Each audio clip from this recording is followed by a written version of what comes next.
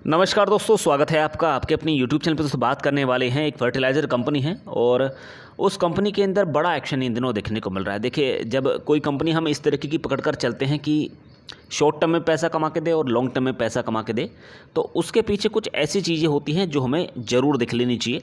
तो जिस कंपनी के बारे में हम आपसे बात करने वाले हैं उस कंपनी का नाम है गुजरात अंबुजा एक्सपोर्ट लिमिटेड। देखिए, आजकल इस कंपनी के फंडामेंटल लगातार मजबूत होते हुए दिखाई दे रहे हैं। तो यहाँ पे अगर मार्केट वैल्यू की बात करते हैं 7,000 करोड़ की ये कंपनी है। करंट प्राइस 306 रुपये के आसपास दिखाई दे रहा है। 394 रुपये का हाई मारा था, ऊपर के लेवल से मुनाफा वसूली हुई है। 150 रुपये 52 वीक लो यहाँ पे देखने को मिल रहा है। स्टॉक P14 का है। बुक वैल्यू की बात करते हैं 92 की है।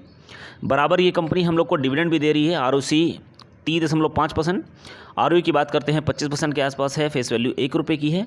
EV/EBITDA 9.81 के आसपास देखने को मिल रहा है। परफेक्ट वैल्यू है, खरीदारी कर सकते हैं।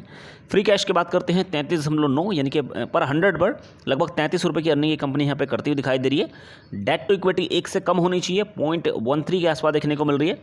एंटरप्राइज वैल्यू मार्केट वैल्यू से ज़्यादा होनी चाहिए, 7,273 करोड़ के आसपास है। कंपनी के ऊपर लगभग 278 करोड़ का डेट है, जो कि कंपनी ईजिली मैनेज कर सकती है।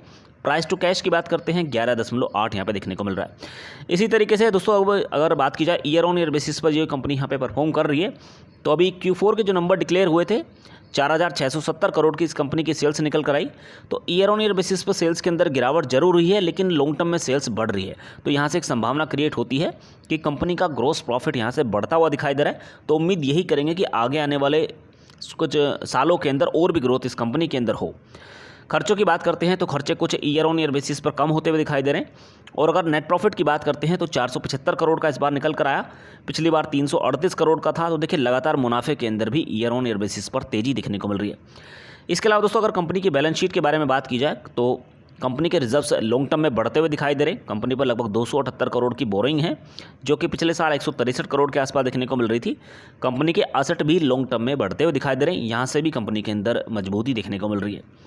इसके अलावा शेयर होल्डिंग पैटर्न्स की बात करते हैं तो कंपनी के अंदर प्रमोटर्स की हिस्सेदारी लगभग 63% के आसपास है। FIs की बात की जाए तो 4.37% की होल्डिंग है, जो कि क्वार्टर ऑन क्वार्टर बेसिस पर लगातार बढ़ती हुई दिखाई दे रही है। देखिए, FIs काफ़ी सारी कंपनियों के अंदर बिकवाली करते हुए दिखाई दे रहे हैं, लेकिन कुछ मजबूत कंपनियां हैं उनके अंदर बराबर माल भी उठा रहे हैं। DIs की बात की जाए तो न्यूट्रल दिखाई दे रहे हैं। और अगर रिटेल निवेशकों की बात करते हैं तो 31.71% की होल्डिंग इस कंपनी के अंदर देखने को मिल रही है। तो मजबूत कंपनी है और कम शेयर के साथ में शुरुआत भी कर सकते हैं। लेकिन दोस्तों देखिए, कोई बाई रिकमेंडेशन नहीं है और कोई सेल रिकमेंडेशन भी नहीं है, लेकिन मजबूत कंपनी है। जो तथ्य थे वो मैंने आपको इस वीडियो के अंदर बताए। दोस्तों, स्टॉक मार्केट से रिलेटेड लेटेस्ट न्यूज़ लगातार टेलीग्राम चैनल पर पब्लिश हो रही हैं। अगर आपने अभी तक टेलीग्राम चैनल ज्वाइन नहीं किया है तो उसका लिंक आपको नीचे डिस्क्रिप्शन बॉक्स के अंदर मिल जाएगा, वहां से जाकर ज्वाइन भी कर सकते हैं।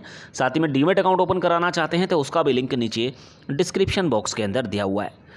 चैनल पर पहली बार विजिट कर रहे हैं तो सब्सक्राइब करके रख सकते हैं, साथ में बेल आइकन जरूर हिट कर लीजिएगा। Thank you so much for watching.